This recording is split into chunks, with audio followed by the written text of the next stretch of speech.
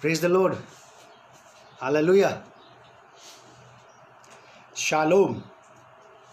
प्रभु यीशु मसीह के सामर्थ्यशाली नाम में अनंत शांति जो हमारी समझ से परे है, हम सबों के दिलों में, जीवनों में, हमारे मनों में वास करने पाए। प्रभु यीशु मसीह के नाम में शालोम अपॉन यू। एक बार फिर से हम लोग यहाँ पर हैं, जमा हैं एक दूसरे के साथ ऑनलाइन। प्रभु का धन्यवाद इस बात के लिए करते हैं कि प्रभु ने अवसर दिया है और वो बड़ा भला प्रभु है। उसके पास आपके और मेरे लिए अवसरों की कमी नहीं है। उसके पास आपके और मेरे लिए अवसरों की कमी नहीं है। बस यह है कि आप और मैं हर एक अवसर को बहुमूल्य जानें, ताकि हम परमेश्वर को उन अवसरों का जो उसने हमें दिए हैं सटीक उत्तर दे सकें। चलिए, इससे पहले कि हम आज की अपनी आराधना सभा को, इस प्रार्थना सभा को, अपने इस बाइबल अध्ययन को शुरू करें, प्रार्थना करेंगे। पवित्र पिता, हम आपका धन्यवाद करते हैं आपके प्रेम के लिए, आपकी दया के लिए, आपकी करुणा के लिए, आपके अनुग्रह के लिए कि आप हम सबसे प्रेम करते हैं। आपने हमें अपने बेटे बेटियां होने का अधिकार दिया है। हम आपके गुलाम, आपके नौकर नहीं हैं पिता परमेश्वर, हम आपकी संतान हैं।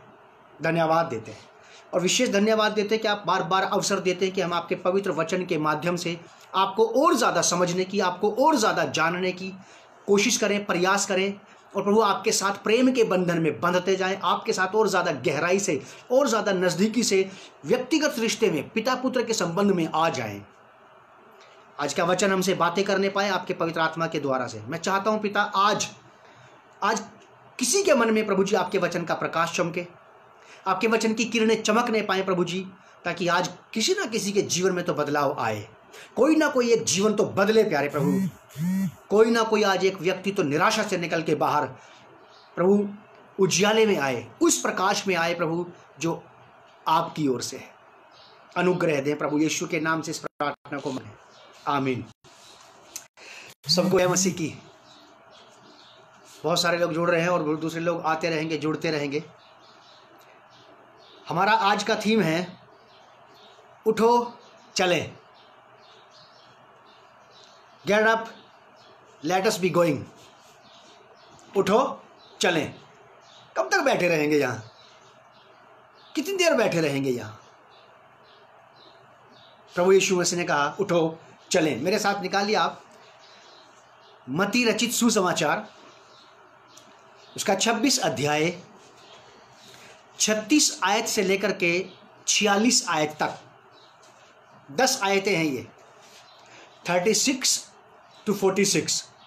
बहुत कुछ है इसमें, बहुत कुछ है इसमें। इतनी सारी बातें हैं कि जितना मैं आपको बता रहा हूँ, जितना इसमें है उसका ज़र्रा भी नहीं है ये जो मैं आपको बता रहा हूँ। आप और ज़्यादा गहराई से इसमें जा सकते हैं, इसे और ज़्यादा सही से समझ सकते हैं आखिर इतने पोर्शन में है क्या क्या चीज़ें। एक एक वर्ड, एक एक शब्द प्रभु यीशु मसीह का इतना कीमती है, इतना बहुमूल्य है कि वो किसी भी कीमत पर इग्नोर नहीं किया जा सकता है। हमारा थीम है उठो चलें। 46वीं आयत के बिहाफ पर, 46वीं आयत के अनुसार हमारा थीम है उठो चलें। आप अपनी बाइबल में देख सकते हैं, पवित्र शास्त्र बाइबल, मत्ती की किताब, उसका 26 अध्याय, मत्ती रचित सुसमाचार 26 अध्याय 36 पद से 46 पद तक। Gospel according to Matthew chapter 26 verse 36 to 46। मैं पढ़ रहा हूं आपके सामने। पूरा पोर्शन पढ़ूंगा एक बार, ताकि पूरी कहानी आपको समझ में आ जाए। जानते हैं आप, ऐसा नहीं है, लेकिन बोलने के समय पे, बताने के समय पे पूरा पोर्शन पढ़ने से एक बेस बन जाएगा हमारा, हम बात को समझ पाएंगे ठीक से। गतसमनी में प्रार्थना हो रही थी। हमारा थीम गतसमनी की प्रार्थना नहीं है। आज का हमारा थीम है उठो चलें, लेट अस बी गोइंग। चलिए 36। तब यीशु अपने चेलों के साथ गतसमनी नामक एक स्थान में आया। गतसमनी नामक एक स्थान है ये एक। पिछली बार मैंने आपको बताया था, गतसमनी का मतलब होता है चक्की की पिसाई वाली जगह, चक्की की जगह। और अपने चेलों से कहने लगा, यहीं बैठे रहना जब तक मैं वहां जाकर प्रार्थना करूं। वह पतरस और जब्दी के दोनों पुत्रों को साथ ले गया और उदास और व्याकुल होने लगा। तब उसने उनसे कहा, मेरा जी बहुत उदास है, यहाँ तक कि मेरा प्राण निकला जा रहा है। तुम यहीं ठहरे रहो, मेरे साथ जागते रहो। फिर वह थोड़ा और आगे बढ़कर मुंह के बल गिरा और यह प्रार्थना की, हे मेरे पिता, यदि हो सके तो यह कटोरा मुझसे टल जाए, तो भी जैसा मैं चाहता हूँ वैसा नहीं, परंतु जैसा तू चाहता है वैसा ही हो। फिर उसने चेलों के पास आकर उन्हें सोते पाया और पतरस से कहा, क्या तुम मेरे साथ एक घड़ी भी न जाग सके? जागते रहो और प्रार्थना करते रहो कि तुम परीक्षा में ना पड़ो। आत्मा तो तैयार है परंतु शरीर दुर्बल है। फिर उसने दूसरी बार जाकर यह प्रार्थना की, हे मेरे पिता, यदि यह मेरे पिए बिना नहीं हट सकता तो तेरी इच्छा पूरी हो। तब उसने आकर उन्हें फिर सोते पाया। उसने उनकी आंखें, क्योंकि उनकी आंखें नींद से भरी थी, उन्हें छोड़कर वह फिर चला गया और उन्हीं शब्दों में फिर तीसरी बार प्रार्थना की। तब उसने चेलों के पास आकर उनसे कहा, अब सोते रहो और विश्राम करो। देखो, घड़ी आ पहुंची है और मनुष्य का पुत्र पापियों के हाथ पकड़वाया जाता है। पापियों के हाथ पकड़वाया जाता है। उठो, चलें। देखो, मेरा पकड़वाने वाला निकट आ पहुंचा है। प्रभु यीशु मसीह के लास्ट के शब्द हैं 46 वर्ष 46वीं आयत, जो कि आज का हमारा थीम है। उठो, चलें, get up, let us be going. प्रभु यीशु मसीह। अब इस पोर्शन को समझने की कोशिश कीजिएगा, आप अपने अपने घरों में पढ़िएगा, आपको परमेश्वर का आत्मा बहुत अच्छी बातें इसमें से समझाएगा। इस पूरे पोर्शन में प्रभु यीशु मसीह ने अपने साथ अपने सारे चेलों को लिया। यहूदा इस्करियोती वहां पर नहीं था, क्योंकि वो बाद में पीछे से आएगा। यीशु मसीह को पकड़वाने वालों की पूरी टीम के साथ, पूरी फौज के साथ आएगा वो। इसीलिए वहां पर केवल 12 लोग थे, 11 चेले और एक प्रभु यीशु मसीह। प्रभु यीशु मसीह ने उनकी टीम बनाई, वो लोग वहां पर थे, प्रार्थना कर रहे थे, सारे के सारे चेले। उसने वहां से 3 लोगों को लिया और अपने साथ जाके प्रार्थना करने लगा और वहां से फिर आगे की तरफ प्रार्थना करने गया। 3 टीमें बन गई प्रार्थना की। अब प्रभु यीशु मसीह को बहुत ज्यादा जरूरत थी प्रार्थना की, आवश्यकता थी प्रार्थना की। प्रभु यीशु मसीह को बहुत सख्त जरूरत थी कि उसके साथ रहने वाले लोग, जो उसके साथ साथ चलते आए हैं, जिन्होंने उसको देखा है, जिन्होंने उससे आशीष पाई है, जिन्होंने उससे सहायता पाई है, आज उसी सहायक को मदद की जरूरत थी कि प्रार्थना में उसको सहायता की जाती। आपको पता है, अगर चेलों ने, मेरा अपना ये मानना है, मैं ये नहीं कह रहा हूं कि मैं सब कुछ जानता हूं, लेकिन कुछ बातें बाइबल की ऐसे जिनको मैं समझता हूं, मेरे लिए मेरा अपना ये विचार है कि यदि चेलों ने प्रभु यीशु मसीह को ठीक से सपोर्ट किया होता प्रार्थना में, तो परमेश्वर को वहां पे एक स्वर्गदूत उतारने की जरूरत नहीं पड़ती। मैं ये कहना चाहता हूं कि जब जब आपको योग्य प्रार्थना योद्धा नहीं मिलेंगे, साथ में प्रार्थना करने वाले, घबराना मत, परमेश्वर आपके लिए स्वर्ग से प्रेयर वॉरियर्स भेज देगा। क्योंकि प्रार्थना की हर एक व्यक्ति को आवश्यकता है, प्रेयर सपोर्ट हर एक व्यक्ति को चाहिए। अगर सर्वशक्तिमान परमेश्वर के पुत्र प्रभु यीशु मसीह को यहां पर अपने काम को, अपने उद्देश्य को, अपने दर्शन मिशन को, अपने विजन को पूरा करने के लिए अगर प्रार्थना की आवश्यकता थी, प्रार्थना की जरूरत थी, क्योंकि प्रार्थना पता क्या करती है? प्रार्थनाएं मार्गदर्शन करती हैं, प्रार्थनाएं राह तैयार करती हैं, प्रार्थनाएं आपको परमेश्वर के सामने ले जाती हैं, और प्रार्थनाएं सामने से कन्फ्यूजन की धुंध को हटाती हैं, ताकि आपको आपका लक्ष्य स्पष्ट दिखाई देता रहे। प्रार्थनाएं आपको आसपास के उलझने वाले पापों से बचाती हैं। प्रार्थनाएं आपको अपने मकसद पर तैयार रखती हैं। प्रार्थनाएं आपको बेफिजूल की बातों में फंसने से बचाएंगी, और प्रार्थनाएं आपके पास उन लोगों को भी आने से रोक देंगी जो आपको डिस्टर्ब करने वाले, आपको कंफ्यूज करने वाले, आपको अपसेट कर देने वाले, आपको निराश कर देने वाले लोग हैं। प्रार्थनाओं की मेरे प्रियो इसलिए सख्त जरूरत है।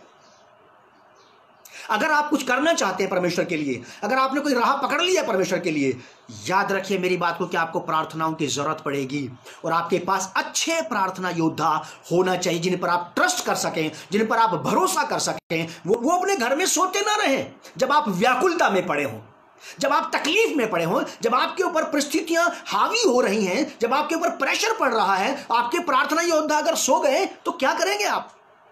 समझने का प्रयास कीजिए आप। प्रभु यीशु मसीह को बहुत सख्त जरूरत थी।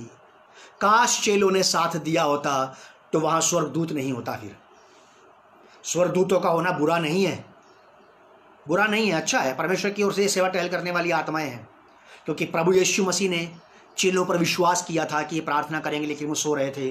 फिर 3 चेलों पर भी विश्वास किया, अलग से एक टीम बनाई।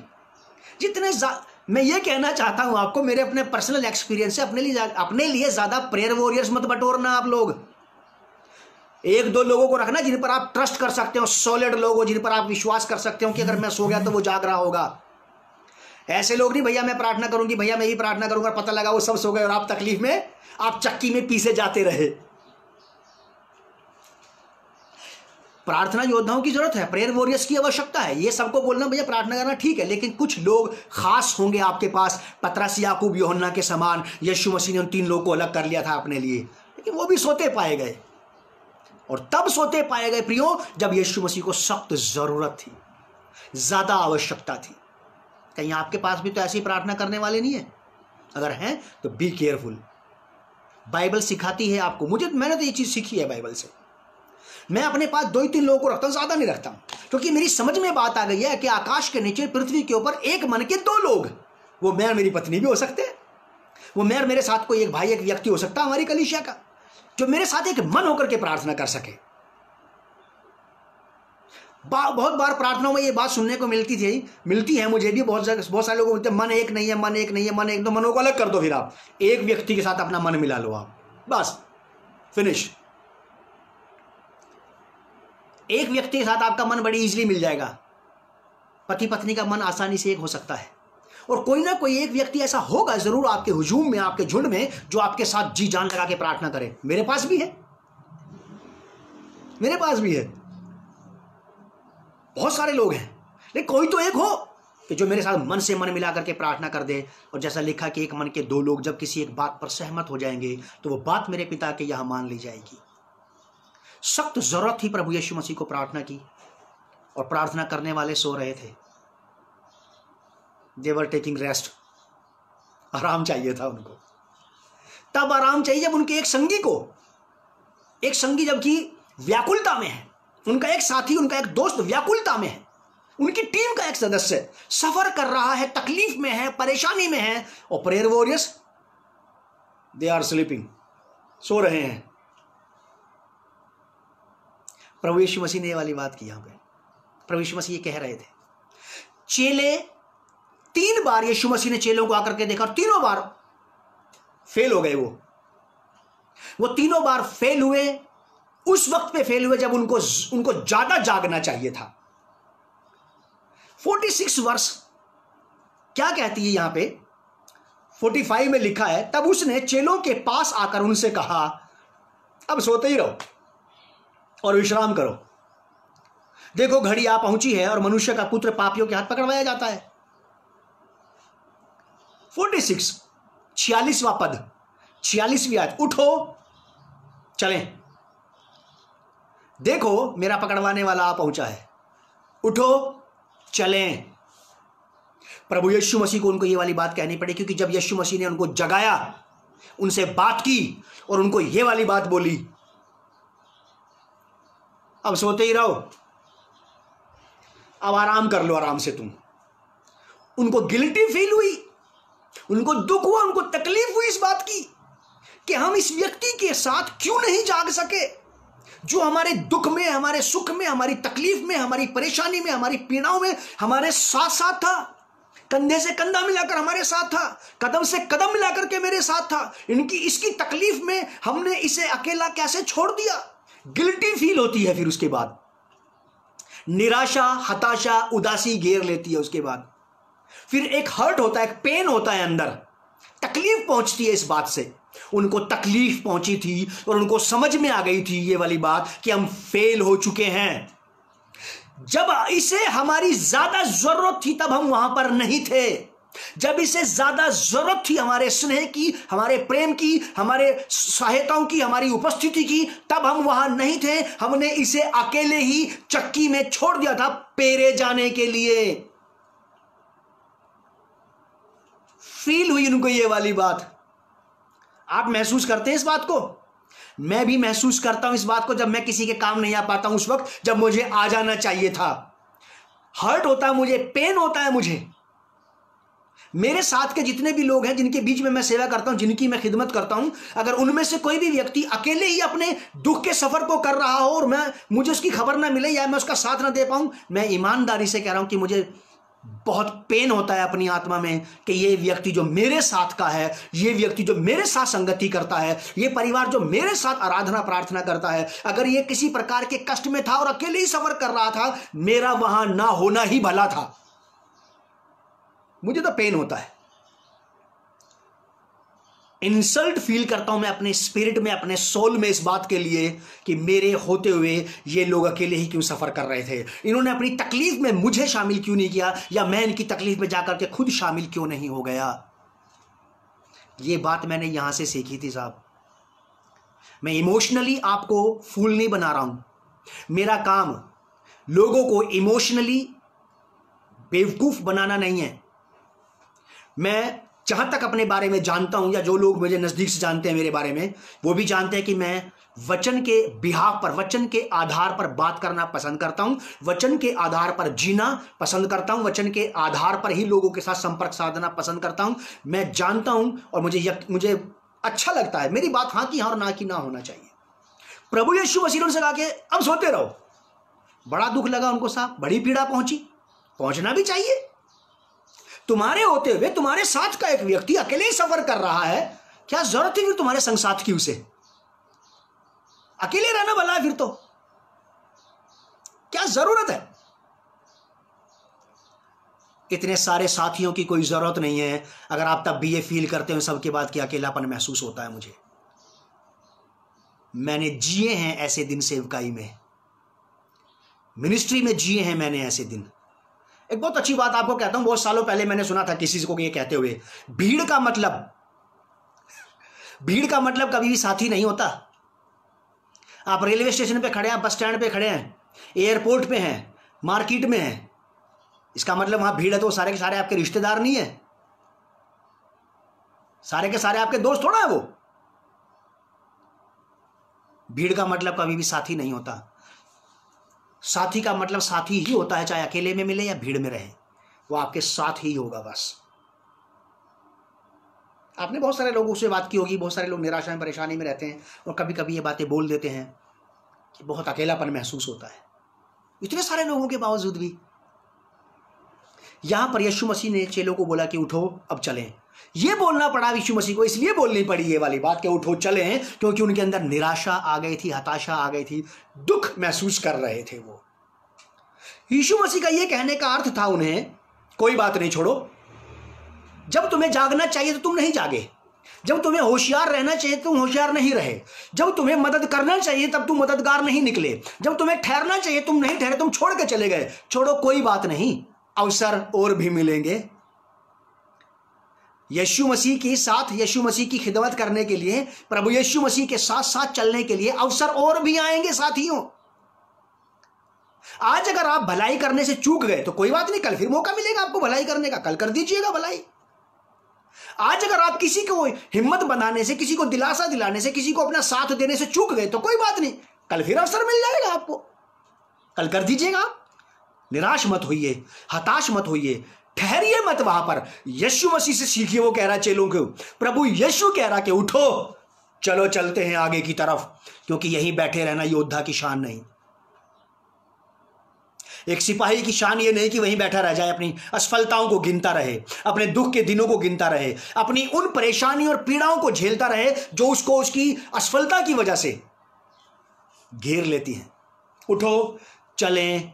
अगर किसी भी प्रकार से आप चूक गए प्रभु यीशु मसीह के साथ चलने के लिए, किसी भी प्रकार से आप प्रभु यीशु मसीह के साथ चलने से आप पीछे हट गए, आप लोगों के डर की वजह से, रिश्तेदारों की डर की वजह से, या किसी भी वजह से, या अपने कठोरता की वजह से, किसी भी कारण से अगर हमने आज क्राइस्ट को छोड़ दिया था, तो वो कहता है कि डरो नहीं, घबराओ नहीं, छोड़ो, कोई बात नहीं, चलो उठो, यहां से चलते हैं, आगे चलते हैं।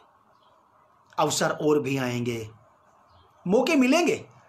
परमेश्वर अवसर देता है साथियों, याद रखिएगा, परमेश्वर आपको लगातार मौके देता रहेगा, लगातार आपको अवसर देता रहेगा, क्योंकि वो जीवता परमेश्वर है। वो तब तक आपके अंदर प्रयास करता रहेगा जब तक आपको वहां ना ले आए जहां वो चाहता था कि आप आ जाएं। अवसर और भी मिलेंगे, उठो चलो चलते हैं आगे, निराश मत हो। चेले चूक गए थे जब उनको यीशु मसीह की सहायता करना चाहिए थी, जब यीशु मसीह को उनकी सख्त जरूरत थी, जब यीशु मसीह को उनका स्नेह, उनका प्रेम, उनका संग साथ चाहिए था, जब यीशु मसीह को उनकी नींद का त्याग चाहिए था। उनको अपनी नींद को त्यागना था प्रभु यीशु मसीह के लिए, लेकिन वो नींद प्यारी थी उनको, तो नींद के मारे आंखें भरी जा रही थी उनकी तो। लेकिन यीशु मसीह ने बोला कि कोई बात नहीं, उठो चले, लेट अस बी गोइंग। कब तक बैठे रहेंगे यहीं पे? अवसर और भी आएंगे, परमेश्वर अवसर देता है, जरूर देता है। मेरे साथ निकालिए आप फिलिपियों की पत्री उसका 4 अध्याय 13-14 पद। Philippians chapter 3 verse 13-14। फिलिपियों की पत्री 3 अध्याय का 13 और 14 पद। फिलिपियों की पत्री 3 अध्याय 13 और 14 पद। संत पौलुस रसूल क्या कहते हैं 13वीं आयत में? हे भाइयों, मेरी भावना यह नहीं कि मैं पकड़ चुका हूं, मैं उस चीज को पा लिया है, मैंने ये नहीं कह रहा हूं मैं, पौलुस कह रहा है ये वाली बात, परंतु केवल यह एक काम करता हूं कि जो बातें पीछे रह गई हैं, जो गलतियां मैंने पीछे की, जो किसी प्रकार से चूक जाना मेरी लाइफ में पीछे रहा, किसी प्रकार की कोई भी बातें जो मुझे पीछे की तरफ खींचती हैं, मुझे आगे जाने से रोकती हैं, जो बातें जो मुझे प्रभु यीशु मसीह के साथ, जिसने मुझसे ये कहा कि उठ आगे चलते हैं, चल कोई बात नहीं मेरे बेटे मेरी बेटी, और भी आएंगे, तुझे मौके और भी मिलेंगे, डर मत, घबरा मत, चल मेरे साथ आगे। प्रभु यीशु मसीह कहता है ये वाली बात। तुम चूक गए पवित्रता में, धार्मिकता में, आज्ञाकारिता में, कोई बात नहीं, उसकी निराशा में मत डूबे रहो, उसी के बोझ के नीचे मत दबे रहो, उठो यहां से आगे चलो। तुम्हें मेरे पीछे चलने के, मेरे लिए करने के, मेरे लिए जीने के, मेरे काम आने के अवसर और भी मैं दूंगा, कोई बात नहीं। इसमें चूक गए तो कोई बात नहीं, मैं आगे तुम्हें और मौके देता रहूंगा। पौलुस वही कह रहा है कि मैं पीछे की बातों को छोड़कर, भूलकर आगे की बातों की ओर बढ़ता चला जाता हूं। आगे की बातों की ओर, आगे अभी बहुत सारी बातें हैं, अभी बहुत कुछ है परमेश्वर के पास जो उसको आपके ऊपर खोलना है। अभी बहुत सारी बातें हैं परमेश्वर के पास जो वो आप तक पहुंचाना चाहता है। पुरानी असफलताओं को याद करके, पुरानी अपने चीजों को याद करके आप अपने आगे वाले दिन को खराब मत करो।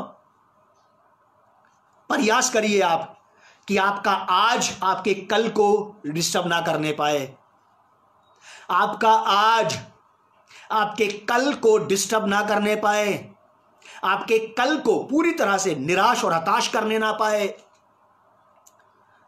आज के बातों को आज ही छोड़ दो, जो आज मरा है उसे आज ही दफन करो, कल एक नया जन्म होगा। क्योंकि बाइबल बताती है, आपकी बाइबल में लिखा है ऐसा, वो पवित्र शास्त्र बाइबल जो आपके घरों में, आपकी गोद में इस वक्त रखा है, उसी में लिखा है कि यहोवा की करुणा उसके डरवैयों पर, उससे प्रेम करने वालों पर, उसको अपने दिल में रखने वालों पर, उससे स्नेह करने वालों पर प्रति भोर नई होती रहती है। उसके पास बहुत सारी बातें नई हैं आपके लिए, बहुत सारी बातें हैं जो नई नई बातें हैं जो वो आपको और भी ज्यादा देना चाहता है। पुरानी बातें छोड़ दो पीछे। एक बेहतरीन बात मुझे याद आई आज सुबह ही, मैंने उसको भी इसमें ऐड कर दिया। यहोशू की किताब 5 अध्याय 9 पद, जोशुआ चैप्टर 5 वर्स 9, बेहतरीन बात है, ओल्ड टेस्टमेंट की है, बहुत ही बढ़िया बात है। परमेश्वर के पास किसी को भी निराश करने के लिए कोई बात नहीं है। परमेश्वर इतना कठोर, इतना निर्दयी परमेश्वर नहीं है कि लोग निराशा में डूब करके मर जाएं और वो उनके लिए कुछ ना करें। वो महापवित्र परमेश्वर है, लेकिन इस पृथ्वी पर के पवित्र स्त्री पुरुषों से ज्यादा पवित्र है। जो यहाँ के पवित्र लोग हैं वो कुछ अपवित्र लोगों के साथ संगति करना बंद कर देते हैं। यहां के पवित्र लोग जिन्होंने पवित्रता को परमेश्वर से पाया है, वो कुछ ऐसे लोगों के पास जाकर के उनको उत्साहित करना छोड़ देते हैं, बंद कर देते हैं, उनको निराशा से बाहर निकालना बंद कर देते हैं, उनको हताशा से बाहर निकालना बंद कर देते हैं, और ये कहते हैं कि नहीं, ये वो लोग हैं जिन्होंने पिछले दिनों परमेश्वर को छोड़ दिया था। तो क्या बात हुई?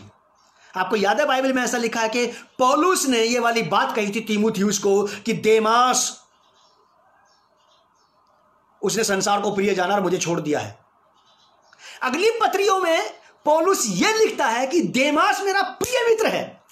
क्या हुआ था अब क्या बात हो गई थी कि पौलुस ये कह रहा था कि देमास मेरे प्रियजनों में से एक है? हालात और परिस्थितियां सदा एक से नहीं रहते, हमेशा एक जैसा नहीं रहता है। प्रभु यीशु मसीह जैसा महापवित्र व्यक्ति असफल लोगों से कह रहा कोई बात नहीं, छोड़ो, आज तुम असफल हो गए मेरे लिए, कोई बात नहीं, आज तुमने वो जो तुम्हें करना चाहिए तुम नहीं कर पाए, कोई बात नहीं, चलो उठो चलते आगे की तरफ बढ़ते हैं। यहीं बैठे बैठे मरने से कोई लाभ नहीं है, यहीं बैठे बैठे तबाह और बर्बाद हो जाने से कोई लाभ नहीं है। आगे की तरफ चलते हैं, अवसर मिलेंगे, मौके आएंगे। 5:9 में क्या लिखा है? बेहतरीन बात लिखी है, लिखा है कि तब यहोवा परमेश्वर ने यहोशू से ये वाली बात कही, तुम्हारी नाम धराई जो मिस्र में हुई है। बैकग्राउंड की बात कर रहा है, प्रेजेंट में जो नाम धराई तुम्हारी मिस्र में हुई है उसे मैंने आज दूर किया है। तुम्हारी जो तुम पहले असफल हो गए थे मेरे लिए काम करने से, लेकिन आगे आने वाले दिनों में मैंने तुम्हारी मदद की और तुमने मेरे लिए काम किया और तुम सफल हो गए। देख रहे हैं आप कब का अपमान कब जाकर के दूर हुआ है। परमेश्वर अपने बच्चों को इसी पृथ्वी पर ब्लेमलेस बना देगा साहब। यहीं पे अगर आप यहीं पे ब्लेमलेस नहीं हुए और स्वर्ग में जाकर के ब्लेसलेम हुए तो कोई फायदा नहीं है। यहीं से हम लोग ब्लेमलेस कर देगा परमेश्वर हमें। यहीं पे सारी हमारे ऊपर की जो तोहमतें हैं सबको यहीं पे मिटाएगा, सारी हमारे दाग धब्बे यहीं पे मिटाएगा। ये है गॉड। दुनिया का एक तबका ऐसा है, वो ये कहता है कि हम खुदा के गुलाम हैं, हम खुदा के नौकर हैं, हमारे पास उससे बोलने का, उसके सामने सर उठाने का अधिकार नहीं है। मैं कहता हूं खुदा, मैं शुक्र करता हूं इजराइल के कर्ता सेनाओं के यहोवा का कि मैंने प्रभु यीशु मसीह के माध्यम से उसे जाना है। और ये एक तबका है मसीहों का जो ये कहता है कि परमेश्वर हमारा पिता है।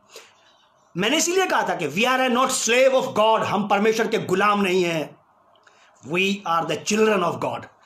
ये प्राउड है हमारा। दुनिया का एक बड़ा तबका है जो यही मानता है कि हम खुदा के गुलाम हैं, नौकर हैं उसके, हम उसके हुक्म की तामील करने के लिए हैं। लेकिन मैंने बाइबल में पढ़ा कि नहीं, हम परमेश्वर की संतान हैं, परमेश्वर के बच्चे अपने पाप के ऊपर भी उससे बात कर सकते हैं और हम उससे अपने काम के ऊपर भी बात कर सकते हैं कि हे पिता मुझे तेरे लिए काम दे। ब्लेसेड हो आप मसीहों, आशीषित हो आप लोग। आपको और मुझे तो, हमें तो जितना ज्यादा यीशु मसीह के पैरों में लंबे लेट करके नतमस्तक होकर के उसका धन्यवाद करें उतना कम है। देसी कहावत कहते हैं, किसी भले आदमी के बारे में लोग कहते हैं सारे, वो तो ऐसा व्यक्ति है अगर उसके पैर भी धो धो के पिए जाएं तो भी कम है, और ऐसा केवल एक ही है, वो है क्राइस्ट। केवल एक ही है जगत का उद्धार करता, नजात दहिंदा, प्रभु यीशु मसीह नासरी, जिसकी वजह से आपको और मुझे खुदा के बेटे बेटियां होने का अधिकार मिला। हमारी तोहमतें हटाई गई, हमारा करप्शन हमारे ऊपर से हटाया गया, हमारे चाल चलन का बिगड़ेलपन हमारे ऊपर से हटा करके हमें धो करके साफ करके परमेश्वर के बेटे बेटियां बना दिया। यहोशू को क्या कहता परमेश्वर? यहोवा ने यहोशू से कहा, तुम्हारी नाम धराई जो मिस्रियों में हुई है उसे मैंने आज दूर किया है, इस कारण उस स्थान का नाम आज के दिन से गीलगाल पड़ा है। गीलगाल का मतलब होता है धकेल कर किसी चीज को गिरा देना। हिब्रू भाषा में गीलगाल का अर्थ है किसी भी चीज को धक्का देकर के गिरा देना। परमेश्वर ने अपने लोगों की नाम धराई को धकेल के गिरा दिया।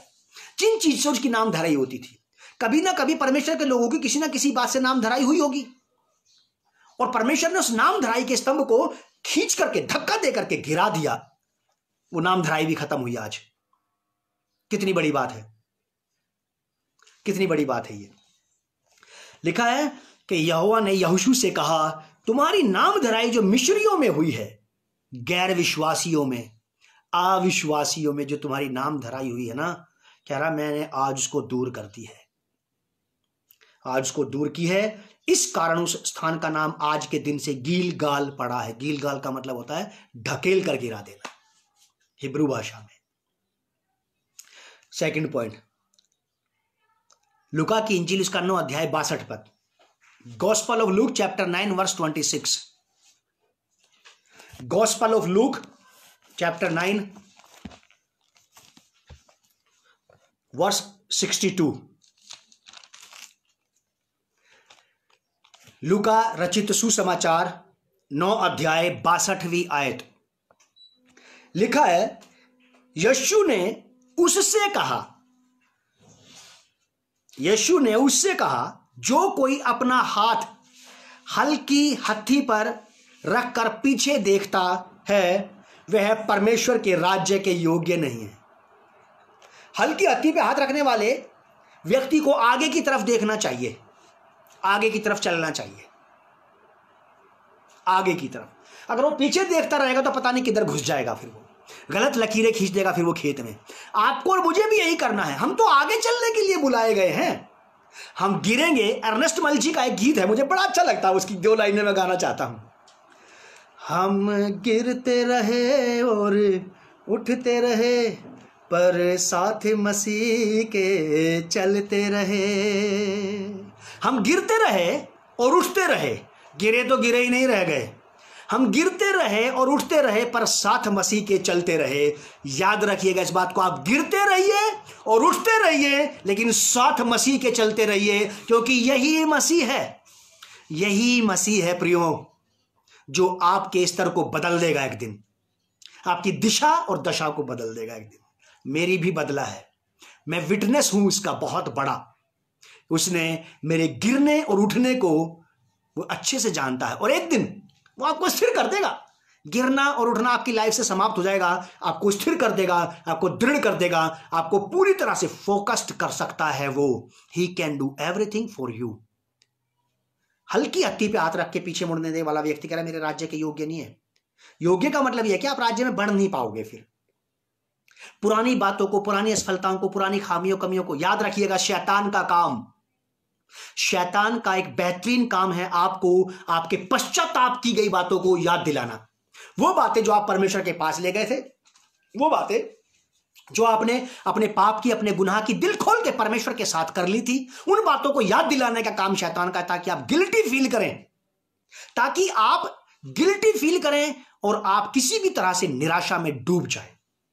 याद रखिएगा, शैतान को यह बोलने के लिए आपके पास काफी है कि यीशु मसीह ने यह बोला है 46 पद में, मत्ती की किताब 26 अध्याय के 46 पद में बोला है, उठो चले। शैतान कहेगा कि नहीं, उठो नहीं, यहीं पे रहो, याद करते रहो पुरानी बातों को, पुरानी चीजों को, पुरानी असफलताओं को, पुरानी गड़बड़ियों को, अपनी पुरानी खामियों खराबियों को, यही कहते रहो बार बार। हर रोज प्रार्थना में कहो प्रभु माफ कर दे, प्रभु माफ कर दे, प्रभु माफ कर दे। यीशु मसीह कह रहे कि छोड़ो। हम यीशु मसीह की बात क्यों नहीं समझ रहे साथियों? हमें तो यीशु मसीह की बात समझ में आना चाहिए बस। हमें तो यीशु मसीह की बात को फॉलो करना है बस। जिसने ये कहा है आपसे, उठो चलो चलते हैं आगे, अवसर और भी दूंगा तुम्हें मेरे लिए भलाई करने के, मेरे काम आने के, मेरी बात को मानने के, मेरी आज्ञा का पालन करने के लिए, मेरे लिए शहीद होने के, मेरे लिए मर जाने के अवसर मैं तुम्हें और भी दूंगा। मैंने तुम्हारी नामधराई को दूर किया, यहोवा कहता है। 62 पद में यीशु मसीह कहते हैं, लूका 9:62 में, कि हल्की हत्ती पे हाथ रखकर पीछे देखने वाला व्यक्ति कह रहे मेरे योग्य नहीं है, पर मेरे राज्य के लायक है ही नहीं, वो राज्य में आगे नहीं बढ़ पाएगा। आपके पास परमेश्वर के राज्य की अभी बहुत सारी बातें हैं जो परमेश्वर आप तक लाना चाहते हैं, लेकिन लाए कैसे? आप और मैं तो राज्य की तरफ नहीं बढ़ रहे। हमें राज्य की तरफ जाना है, परमेश्वर के राज्य की खोज करनी है, परमेश्वर के राज्य की वो बातें जिन्हें स्वर्ग से अभी भी पृथ्वी पर लाना बहुत निहायत जरूरी है, ताकि प्रूफ किया जा सके कि ये जीवता परमेश्वर है जो बातें करता है। लास्ट की बात, इब्रानियों की पत्री 12 अध्याय 12 पद, letter of Hebrew chapter 12 verse 12, इब्रानियों की पत्री 12 अध्याय 12 पद। बहुत अच्छा इसका राइटर, कहते हैं कि इसका राइटर पौलुस है, कहते हैं, कुछ लोग कहते हैं कि नहीं है, लेकिन इसको पढ़ने का इसका जो एक तरीका है इस पत्री का, वो पौलुस की परछाई तो दिखाता है, पौलुस की झलक तो इसमें दिखाता ही है। इसीलिए कुछ लोग कहते हैं कि पौलुस की ही पत्री है। कुछ लोग नहीं मानते, लेकिन आप इस झमेले में मत पढ़िए। लेकिन मैं आपको बताना चाहता हूं कि बस यहां भी इसका राइटर ये कह रहा है, इब्रानियों की पत्री 12 अध्याय का 12 पद, इसलिए ढीले हाथों और निर्बल घुटनों को सीधा करो। प्रियो, ढीले हाथों को जिन्होंने प्रभु के लिए काम करना बंद कर दिया है, उन ढीले हाथों और निर्बल घुटनों को सीधा करके खड़ा कर दो। जो लोग आज भी ये सोचते रहते हैं कि मैं किसी काम नहीं आ सकता हूं प्रभु के, क्योंकि पिछले दिनों मैंने प्रभु को छोड़ दिया था, पिछले दिनों मैंने उसे धोखा दे दिया था, पिछले दिनों मैंने प्रभु को ठग लिया था, पिछले दिनों मैंने प्रभु यीशु मसीह को छोड़ करके अपनी लालसा अभिलाषाओं को पूरा करने में एक लंबा समय बिता दिया था, पिछले दिनों मैंने अपने कामों से, अपने चाल चलन से प्रभु का इनकार किया था। अब मैं इस लायक नहीं रहा, अब मैं क्या कर सकता हूं प्रभु के लिए, मैं किसी योग्य नहीं हूं। लेकिन आपको उसकी बात सुन करके उसको बोलना कि उठ और चल मेरे साथ आगे, बन जाओ आज आप किसी के लिए सूर्य का प्रकाश, धार्मिकता के सूर्य का प्रकाश, उस धार्मिकता के सूर्य का प्रकाश जिसकी किरणों से लोगों के शरीर, आत्मा, प्राण, विचार, देह, दिल, दिमाग शुद्ध किए जाएं, चंगे किए जाएं। और इस स्त्री पुरुष के अंदर आप एक नई जान डाल दो, इसे सीधा खड़ा कर दो। इसके हाथ पैर ढीले हो गए हैं, इसके घुटनों ने जवाब दे दिया है। अब ये सोचता है कि ये प्रभु के सामने सीधा नहीं खड़ा हो सकता। और बाइबल में लिखा कि जो बहुतों को धर्मी बनाते हैं, क्या बात है सर, जो बहुतों को धर्मी बनाते हैं वो लोग परमेश्वर के भवन में सदा सदा तारों की नाई चमकते रहेंगे। इस दुनिया में कितने ही सुपरस्टार आए और चले गए, सबकी रोशनी धूमिल पड़ गई, लेकिन बाइबल के अनुसार जो परमेश्वर के सुपरस्टार हैं उनकी रोशनी कभी धूमिल नहीं पड़ेगी। वो परमेश्वर के राज्य में सर्वदा तारों की नाई चमकेंगे। केवल वो जो बहुतों को धर्मी बनाते हैं, धर्मियों की राह पर ले आते हैं, फिर से जो भटके हुए को लौटा ले आता है, वो बहुत से प्राणों को बचाता है और बहुत सी बुराइयों पर पर्दा डालता है। क्या बनना चाहते हैं आप? अपने बाप यीशु मसीह के जैसे बन जाइए, जिसने कहा कि उठो चलो, कुछ भी हो जाए आपके अंदर ये कहने का गुर्दा, ये कहने का जिगरा होना चाहिए, अरे छोड़ो कोई बात नहीं। चाहे आपने धोखा खाया, आपने अपमान उठाया, आप ही ने तकलीफ उठाई, आप ही ने परेशानी उठाई है, मजे की बात तो तब है, तब कहें आप कि छोड़ो। किसी और का नुकसान हुआ तब आप बोले छोड़ो कोई बात नहीं, इसमें क्या आनंद की बात है। यीशु मसीह ने खुद नुकसान उठाया था, धोखा खाया था, और तब चेलों से कहा था कि छोड़ो कोई बात नहीं, उठो यहां से चलते हैं, आगे बढ़ते हैं। क्योंकि हम एक ही जगह पे बैठने के लिए नहीं बनाए गए। प्रियो, प्रभु आप लोगों को बहुत आशीष दे। मेरी तो दिल की चाह यही है साहब कि मैं भी और आप भी ऐसे ही बनते चले जाएं, क्योंकि संसार ऐसे लोगों को देखने से तरस रहा है। संसार ऐसे लोगों को देखने से तरस गया। मसीह की बात करने वालों की कमी नहीं है साहब, लेकिन मसीह से बात करने वालों की कमी है। मसीह की बात बताने वालों की कमी नहीं है साहब, मसीह की बात पर चलने वालों की आज भी कमी है।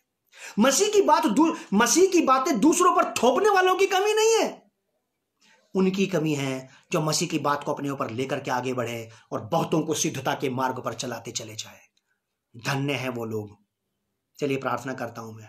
पवित्र पिता, मैं आपका बड़ा धन्यवाद करता हूं और मेरी आपसे विशेष प्रार्थना मेरे लिए, मेरी पत्नी, बच्चों के लिए, मुझे सुनने वालों के लिए प्यारे प्रभु जी, जिन्होंने आज के इस वचन को सुना है, इन पर अनुग्रह करना प्रभु जी। यीशु मसीह नासरी ये आपके समान बन जाएं, मैं भी आपके समान बन जाऊं, कि हम हारे हुओं को, थके हुओं को, निराश लोगों को प्रभु जी, जो किसी तरह से पीछे छूट गए प्रभु, उनके पास जाकर के कह सकें कि उठो चलो आगे चलते हैं। प्रभु अनुग्रह दें। आज का संदेश ये बहुतों के जीवन में उजियाला ले आए प्रभु। आज कोई ना कोई जीवन तो अंधकार से बाहर निकले, आज कोई ना कोई तो प्रभु निराशा से बाहर निकले, आज कोई ना कोई तो अपनी पुरानी जगह से उठ करके आपकी उंगली पकड़ के प्रभु आपके साथ आगे बढ़ करके कहे कि प्रभु मैं यहां से पुरानी जगह से, पुरानी आदतों से, पुराने स्वभाव से, पुराने मन मिजाज से यहां से उठ करके आगे आपकी तरफ आपके साथ चलना चाहता हूं, ताकि मुझे नए अवसर मिले, नए मौके दिए जा सके प्रभु जी, वो करने के जो मैं आपके लिए कर सकूं। पिछले दिनों में मैं चूक गया था, पिछले दिनों में मैं चूक गई थी, लेकिन इस बार मैं चूकना नहीं चाहता, इस बार मैं बिल्कुल नहीं चूकूंगा प्रभु, मुझे अवसर दे। और मेरे प्रियो याद रखिए, वो जरूर आपको अवसर देगा, मौका देगा कि आप उसके लिए कुछ कर सकें, और कुछ करने का बल और शक्ति मांगिएगा उससे, ताकि वो आपको वो करने का बल और शक्ति दे सके। प्रभु यीशु मसीह के नाम से आमीन।